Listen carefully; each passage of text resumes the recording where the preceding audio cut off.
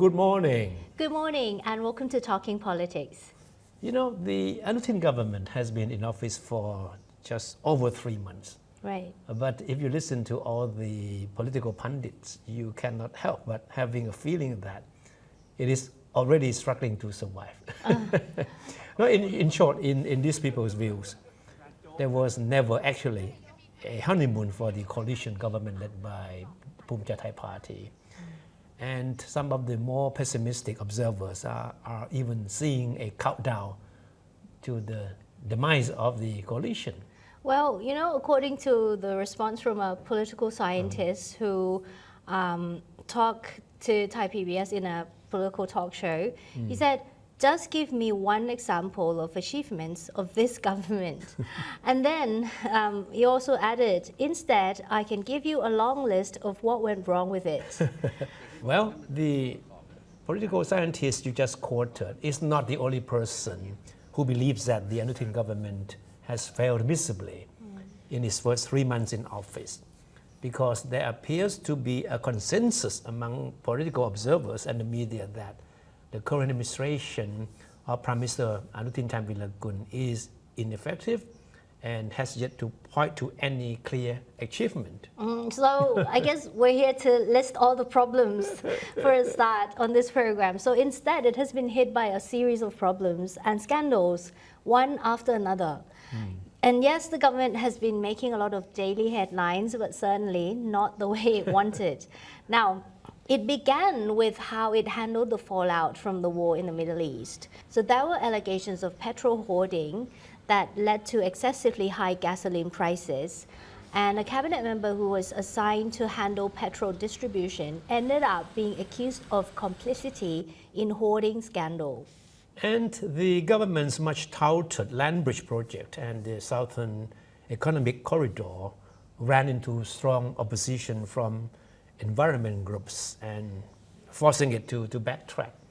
Then its emergency decree to secure loans worth 400 billion baht, amounting to about 12 billion US dollars, to help relieve the impact from the Middle East war and accelerate the energy transition, came under heavy criticisms for being wasteful and without any clear implementation plan. Yeah. And then there's the state welfare card program that was designed to help people with low income. This one also backfired because of a revised rule that disqualified certain groups of elderly citizens. And then came the controversial project of the Ministry of Digital Economy and Society to promote AI use among Thai people. Now, this project is said to be rife with irregularities, including bid rigging and favoritism. But what is probably the most damaging of all is the scandal involving a massive fraud in examinations for position in local administrations under the Interior Ministry. As Prime Minister who doubles as Interior Minister, Kun Anutin certainly finds it hard to deny responsibility. Yeah, this one is the recent hot potato of the government. And last but not least, the charges of collusion in the election of members of the Senate 2 years ago are still haunting Phumjai Thai Party, right? I mean, many of the party's top leaders are being probed for alleged complicity in the scandal. So with all these scandals, it's no wonder why most, if not all, media headlines about the Anutin government in the past 3 months have been largely negative. And certainly, it doesn't help that the most recent poll conducted by the National Institute of Development Administration, or NIDA, shows that Anutin is lagging behind Nattapong Rungpanyavut, leader of the People's Party, the biggest opposition party, in approval rating. And this is rather unusual, that the head of the government in power is less popular than the opposition leader. Yeah, well, here's the statistics. Only 21% of the respondents in the poll said if they had a choice, they would vote for Anutin as Prime Minister, compared to 26% for Nattapong, who is also the leader of the opposition bloc in the House. Yeah. So it should not be a surprise why media commentators and political pundits have been having a field day analyzing the future of Anutin government, which most see as bleak. Yeah, I mean, they point their finger partly at many of the cabinet members whose performance still leaves much to be desired. They are referred to by the media as the forgotten cabinet members. These are the people who can hardly boast of any achievements so far. They are called forgotten cabinet members because they have never been in the news, and the public in general didn't even know that they existed. And to make matters worse, even the so-called the three ships, once touted as the shining light of the Anutin government, seem to have lost their luster. We are talking about the three technocrats in the government: Finance Minister Anutin Prapad, Foreign Minister Siyasak Phuongketkaew, and Commerce Minister Supaji Sutampan. Now the three are collectively nicknamed the three ships by the Thai media after one of Thailand's best-selling canned fish brands. Well, for a short while, they were the most headline-making cabinet members for what was seen as their eye-catching performance in dealing with challenging tasks assigned to them by Prime Minister Anutin. But in the past few months, their presence seemed to have been overshadowed by all the scandals engulfing the administration. Okay. So I'm sure you must be wondering what kind of reaction that Kun Anutin has had toward these bad news. He chose not to challenge the NIDA poll by admitting that the poll served as a reminder of problems that his government needs to address more effectively. And when asked what he thought contributed to the drop in his popularity, the Prime Minister blamed it on communication. Yeah, I mean, Anutin insisted that his government has done a lot of good things, but those in charge of communication have failed to send out the right message. And he touted what he claimed to be a growth in GDP, a rise in foreign investments, and a more stable stock market, including a rise in confidence index, plus Thailand's ascensions discussion with the Organization for Economic Cooperation and Development, or OECD. Yeah. But all these have not been effectively communicated to the Thai public. So in short, Kun Anutin, the Prime Minister, believes that his government has done a good job, but has struggled to tell that story effectively. Well, he made this remarks follow the media reports that the Prime Minister was unhappy with the government's communication team, especially the young and inexperienced team of spokespersons at the government house. Some media outlets have speculated that a change in the communication team is in the offing. And he didn't stop at that, at pointing fingers at the communication team. He also placed the blame on individual cabinet members of his Phumjai Thai party for not communicating enough with the public. Again, it's a problem of communication in his view, right? Okay. This is what he said. We have as many as 27 to 28 people in the cabinet. He's talking about the cabinet members under the quota of Phumjai Thai party.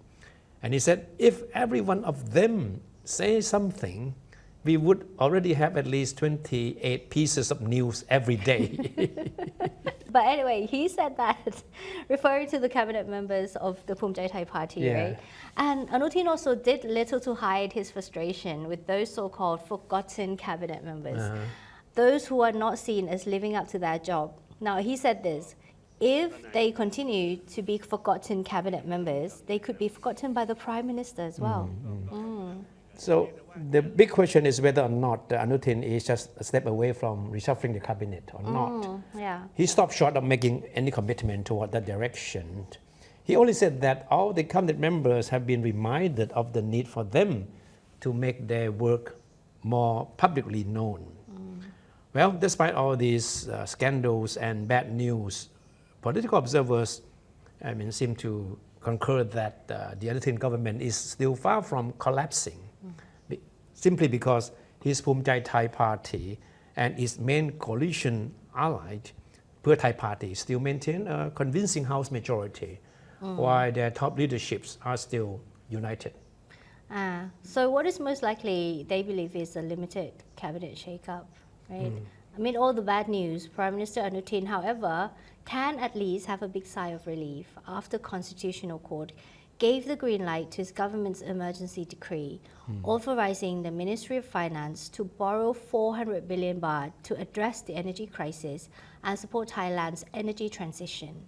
And the court ruled that the emergency decree does not violate the constitution, which governs the issuance of emergency decrees. Of course, the ruling came as a very welcome piece of news for Anutin and his government, and it clears the way for him to proceed immediately with projects under the decree and begin disbursing the funds in accordance with the approved procedures. Right? The case stems from a petition filed by opposition MPs who asked the court to determine whether the issuing of the emergency decree violated the constitution. So if Anutin can have his way, we will be hearing more from his cabinet members, including the so-called forgotten ones. I mean, they got to start opening their Facebook page, or if they haven't already done so, or they might need to start boosting their Facebook posts. No, but the big question is whether or not that will help with Kun Anutin's approval rating. That is certain something remains to be seen. Yeah. Doesn't mean that you speak more to the media, you get more coverage, but it doesn't mean that that will work in your favor. Exactly. This week, we also need to talk about the process of political reconciliation. Yeah, okay. So since 1932, that's the year Thailand actually transitioned from absolute monarchy to constitutional monarchy. Now, we have seen a total of 23 amnesty bills pass through Parliament. And this week, the 24th bill is in the spotlight as the House voted 306 to 141 with 2 abstentions to approve the bill. So the next step is to obtain a royal assent for the bill to become law. So under the bill, people from rival political camps, including supporters of the red and yellow shirt movements between 2005 and 2025, would receive amnesty, except for 3 groups of people. Those on corruption charges, cases involving death or causing grave dangers to another person, and cases of lèse majesté charges, and these are not covered under this amnesty bill. And for this reason, the critics are saying that this bill may not be as inclusive as it should be, especially the part that deals with young offenders of lèse majesté law. Okay. Speaking during the House debate on the bill, Parit Vacharasin, a key figure of the opposition, the People's Party, used an analogy of a door to describe the situation. He said, if nothing else, one small door should remain open, just enough for minors and young people to pass through. But this House refused even that. It is as though the parliamentary majority is heading toward that small door only to shut it in their faces and even add more locks, telling society that the peaceful and reconciled future behind that door has no place for these young people. We kind of get the picture, isn't it? He was referring to the fact that the amnesty bill does not cover those who committed offences while they were under the age of 18. Supporters of this view argue that the bill is not inclusive and is therefore unlikely to ease Thailand's long-standing political divisions. Pisit Watanapong, a senator and secretary to the Senate Ad Hoc Committee reviewing the amnesty bill, said that Section 112 concerns the monarchy. So he noted that many people have tried to link the law to political conflicts. So his most important argument is that political conflicts should remain political conflicts and that the monarchy should not be drawn into them. Yeah, he addressed the issue of minors as well, Yeah. saying that the relevant legal framework already provides procedures for cases involving people under the age of 18. So the court already have mechanisms to consider such cases, including rehabilitation measures and judicial processes under the existing justice system. For that reason, he said, there is no need to include provisions for minors in the amnesty bill. And there's also a point about Article 6 of the Constitution, which states that the king shall be enthroned in a position of revered worship and shall not be violated, and that no one may bring any accusation or legal action against the king.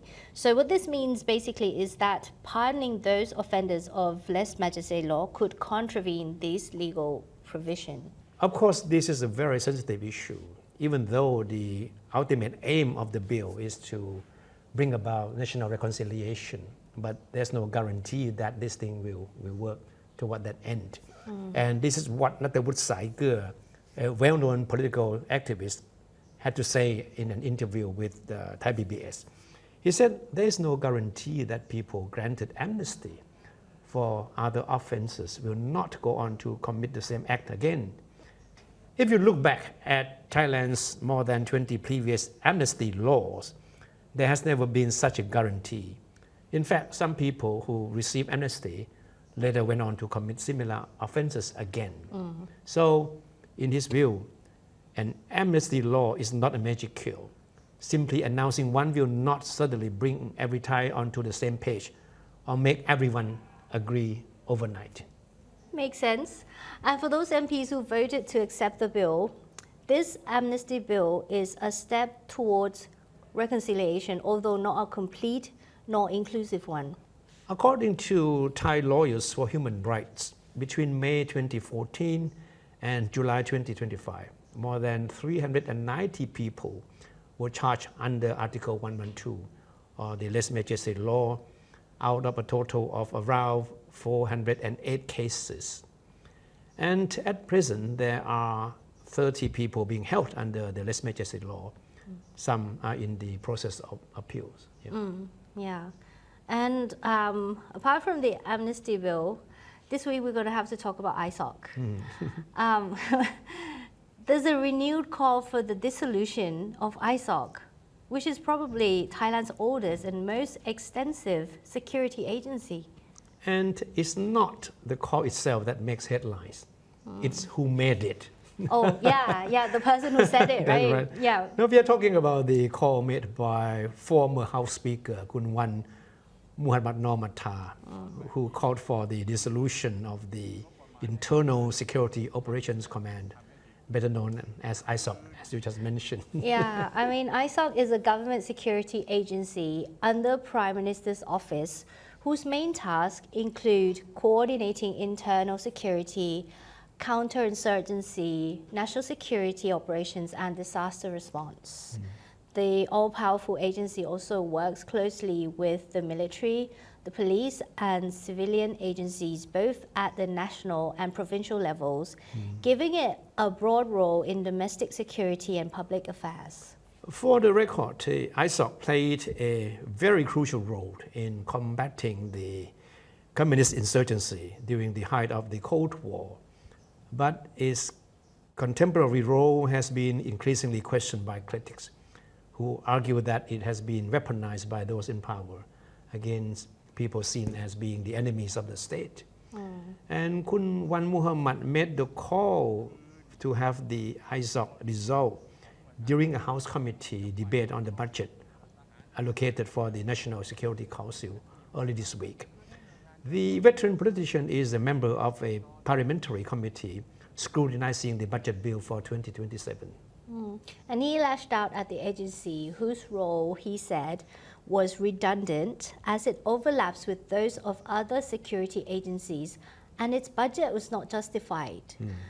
ISOC has been playing an influential and controversial role in dealing with insurgency in southern Thailand over the past 2 decades. And the agency has most recently come under criticisms for allegedly carrying out smear campaigns against critics of the government's handling of the situation in the south. Now, in the landmark case, the Court of Appeals last month ordered ISOC to pay compensation to 2 human rights activists who were targets of its online information operation. This is unprecedented, that a state agency is accused of launching smear campaigns against critics of the government and get caught. Yeah, and you know what makes Wan Muhammad's call for ISOC to be dissolved particularly interesting is that he is the advisor to Prime Minister Anutin Charnvirakul, responsible for working on initiatives to end violence in the Deep South, where his Prachachat Party is a dominant political force. And even more interesting is that as Prime Minister, Anutin is, by virtue of his office, the director of ISOC. So it's obvious that Kun Wan Muhammad's call for ISOC dissolution caught Prime Minister Anutin by surprise. That only means that the two have not been talking to each other on the issue, right? Yeah. One is the Prime Minister in charge of ISOC, right? Yeah, one's And the advisor. other is supposed to be providing the Prime Minister with advice on how to deal with the violence in the South. Yeah, but then they're not talking to each other, obviously. When asked for his reaction, Prime Minister Anutin said, "How can we dissolve ISOC? It has been around for years." I mean, he did not elaborate. But this is seen as a clear defense of the security agency. No, and in a dig at ISOC, Kun Wan Muhammad said the agency has not proven that it has been of any use at all to the country, except for its role in the recent assassination attempt against an MP of his party.